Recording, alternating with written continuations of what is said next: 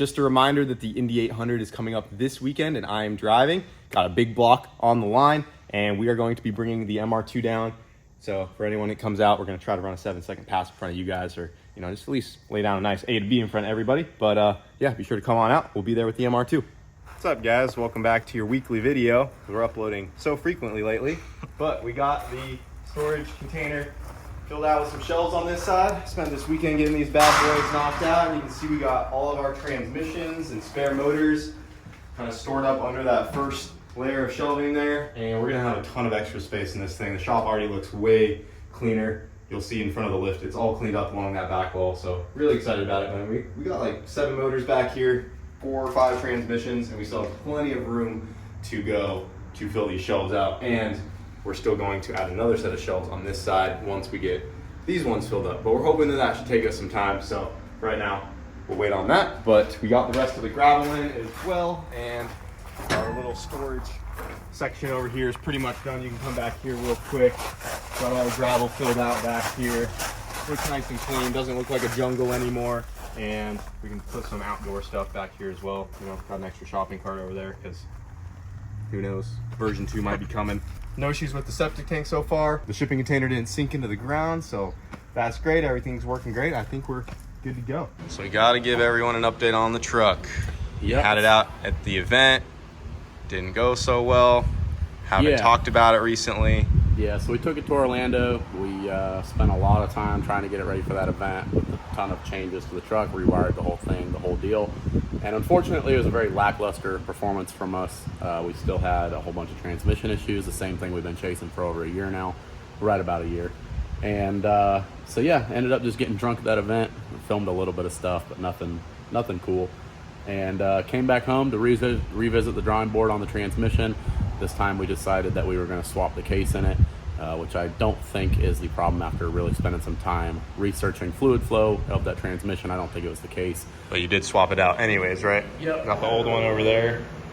So just to be sure that there wasn't a crack or something where fluid was going where it wasn't supposed to. Yep. So we had another stock case, went ahead, swapped a lot of the stuff over, has a brand new pump in it. That didn't solve the issue either. So there was all that stuff. And then my buddy Randall at Slaytown Diesel lent me a new converter to try. It's a converter that I actually was going to run in the truck if it came down to it anyway. So it worked out perfect. He hit me up, lent me that converter, and we got it installed in the truck. And I went and drove it last night, and fingers crossed, it seems much, much better. I still have one slight issue. I need to adjust the rear band in this converter, or this transmission, because it's pushed through the trans brake currently. But otherwise, lockup, converter, all that stuff seems to be working as it should. It held the power. We couldn't push through it like the old converter would. You could lock that thing up, and as long as you had a little bit of power on it, you could push right through it, come down to an idle, and you'd just be pushing right through the converter, which is not good. So we got that fixed, I believe. Like I said, I went and tested it, and we're gonna go out one more time right now, take it down the street, maybe do a little pull, and just make sure everything feels good with it. And then once we get back from Indy, we're gonna take it out and go do some testing, because we have Ultimate Callout Challenge coming up here in like 3-4 weeks. So that'll be a really cool event to come see the truck. If you guys are out in Indy, come by, check it out. But we are planning to be there with it as long as this transmission just works finally. Yeah, well, seems like you found it. Yeah. Seems like it all came down to that converter. Yeah, so we did destroy the converter really bad at UCC last year, and I think that something just got overlooked in it. It has been apart 3 times since, both by Precision themselves and 2 local companies, but I'm pretty sure something broke in there that was not caught by them tearing it apart, and just is what it is. So yeah, we got that brand new unit in there. It's arguably a better converter anyways, so I'm excited to see what we can do with that thing. Yep, hopefully she finally goes down and puts all the power to the ground. Can't have any more slipping. Yeah, dude, I'm ready to bury this thing down in the 5s. That 551's just been taunting me ever since we did that at UCC. Gotta go deep 5s in the 8th mile. Yep, so that is our goal. Hopefully it all works out. Hopefully it holds together and it's good to go. But so far from what we've seen, it's looking a lot better.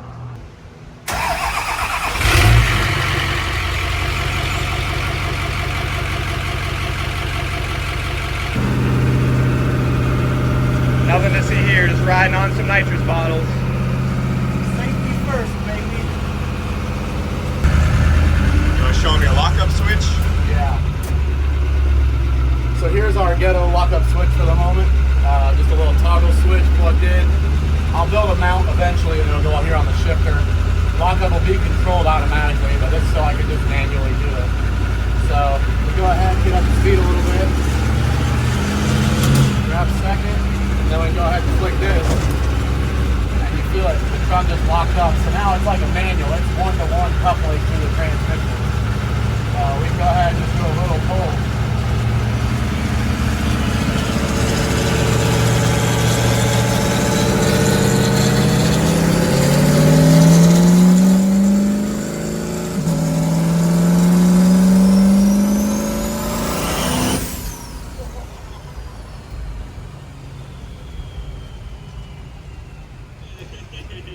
When she starts to come to life, we're gone, boys. Oh my gosh. About slid off the nitrous bottles. I'd say she's working.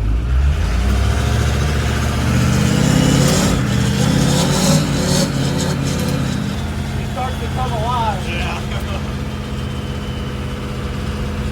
Yeah, not bad, not bad. So it feels a lot better. Before, even with that amount of power, it would have blown right by the converter. It would have went right up the limiter. So I'm pretty confident that we're working good. Yeah, definitely hooking up all of that power. Yeah. Yeah, there was no slip, so.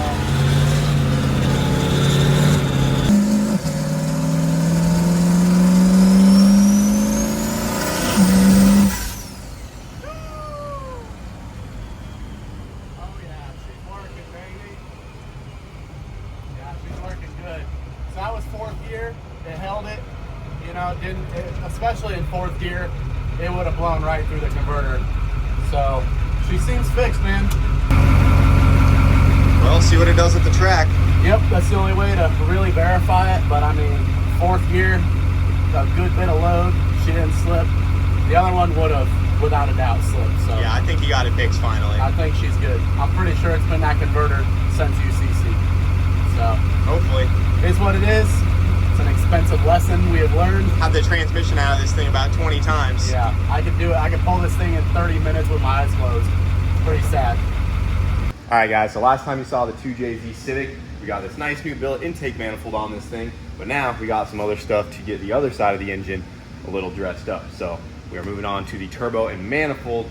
And if you look actually right down here real quick, you can see we have a brand new steering rack on here. This is a Pinto style rack, and we had one on there, but this thing has been sitting outside and she got pretty rusted up and it was pretty gross, so we needed to replace the steering rack. So I've been working on this, got some new brackets made, and we got this one mounted up. We still have to get the tie rod ends done to actually get it connected. And steering, we have a column on the way, and we also have a seat. So once the column shows up, we're gonna be able to throw the seat in there and get that bolted up depending on where I sit inside the car. And then the 2J Civic will have steering, which will be great. But right now, if you guys look over here, we got ourselves the turbo for the 2J Civic. And as you know, we put a bigger turbo on the MR2 that has a Precision 8385 next gen. That was originally going to be the turbo for this car when we showed it to you guys back a few months ago before World Cup. And we decided to put that turbo on the MR2 to try to turn it up and send it at World Cup on the billet block. And that turbo is working good on the MR2, so we decided to leave it on there, and we actually went even bigger for the turbo that's on the 2J Civic. So in this box is Precision's brand new next gen 8685, and we're hoping we should never need a bigger turbo after this, because this girl, she's pretty big, boys. So this one is capable of up to 1800 horsepower, and it could easily split the cast block that we have in there right now.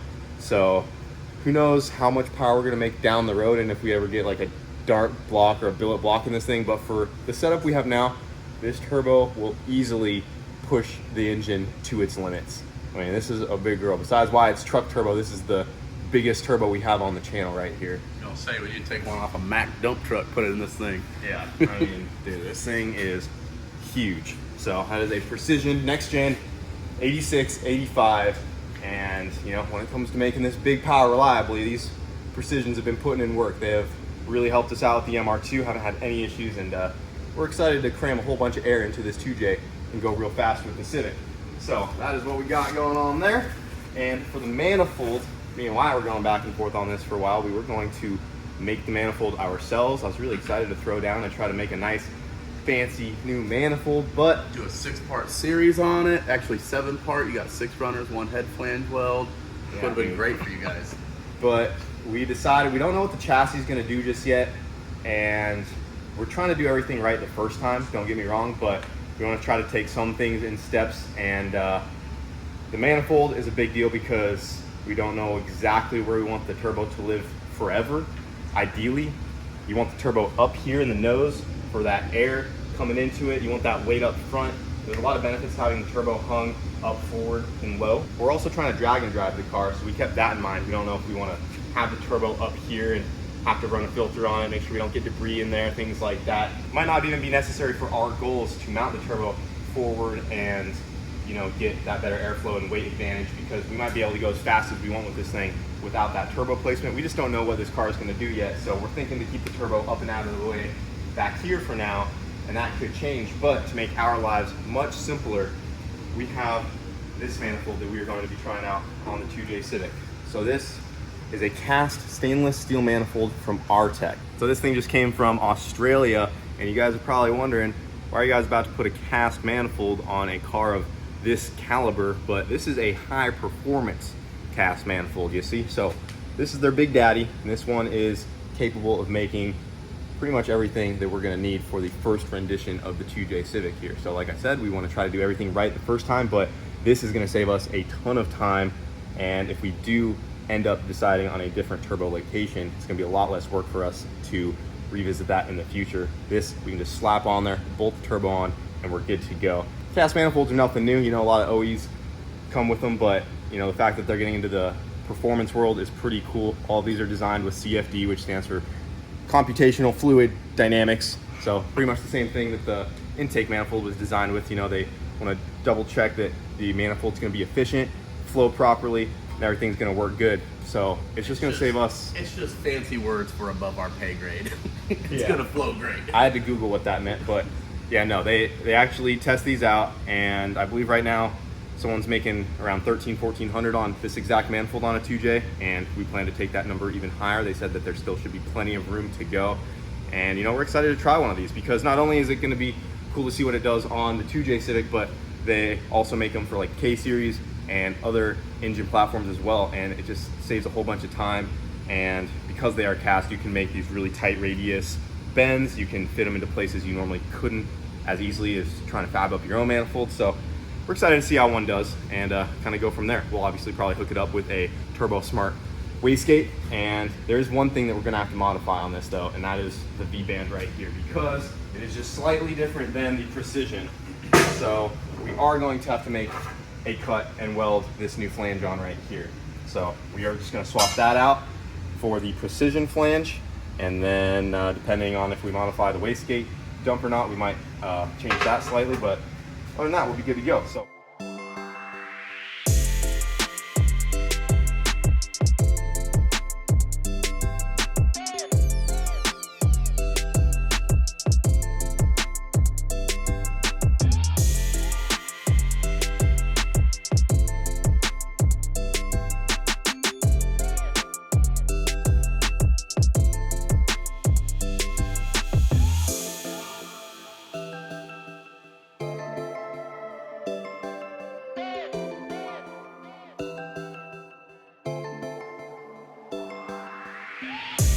All right, we got the new flange all welded on for the Precision Turbo. Got it welded inside and out, so that should be good to go. Kind of cool, you can see how the casting in the center there has a little bit of a ramp to direct the air towards the center of the flange. You can see how they have that casted into the manifold on those inner runners, so kind of cool. But we'll go ahead and get this thing bolted up and see where the turbo is gonna live.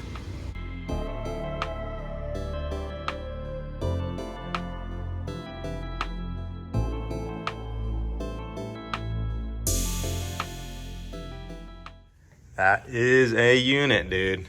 Pretty good placement. Yeah, I think it's gonna work out pretty good. Hopefully the hood shuts. Yeah, Should be that'll good. the only It's thing. about the same height as the coils, so I don't think it should be a problem.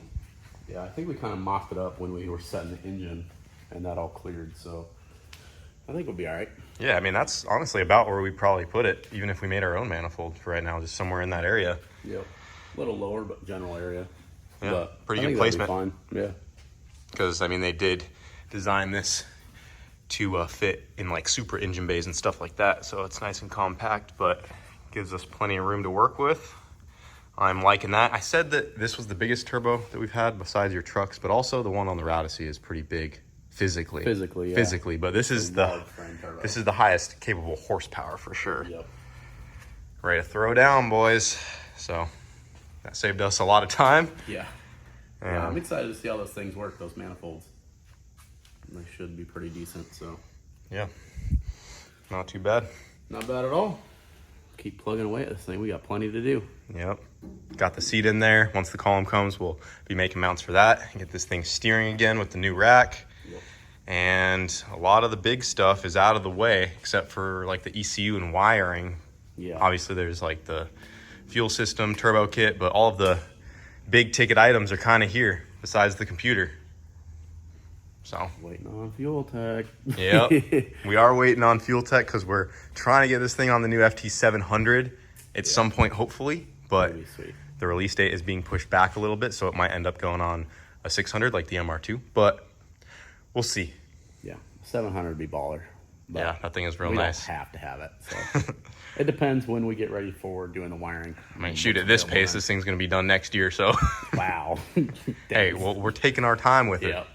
No, it's going to be sick, though. It's going to come out swinging, and it should be pretty solid. So we'll go with what's available when we're ready for it. We're getting the MR2 warmed up right now. We're getting ready to load this thing up and take it to Indy for Cletus's cars and the Indy 800.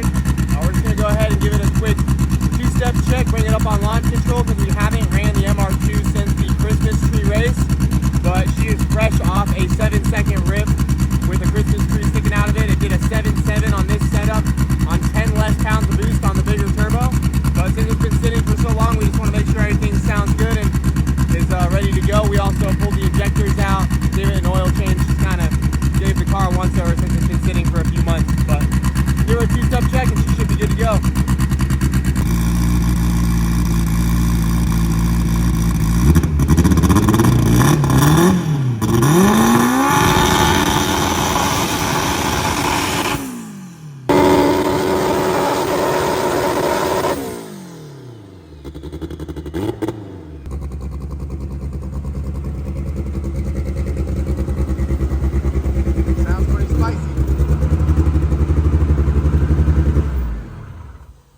I'd say she's good to go, boys. Let her eat. Well, she sounds good, boys. So we'll go ahead and load this thing up. We are going to be bringing just the MR2 to Indy. We are going to be loading it up on the 2-car trailer because we are actually picking up the Tesla Model X that I got, and it's sitting back in Colorado. Jamie's bringing it down, and he's meeting us at Indy with it. So we're going to leave room to bring the Tesla back along with the MR2. So we're just going to bring the MR2. I figured this would be cooler to see instead of the burnout car this time around. For those of you that live farther away and come to the Indy event, hopefully we can run a 7-second pass in front of all of you guys.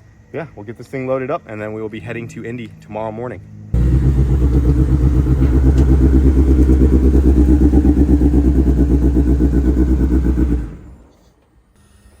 It's a big trailer for one little car. Mm-hmm. Headed for Indy, though. Yep. We're leaving with 1 car, coming back with 2.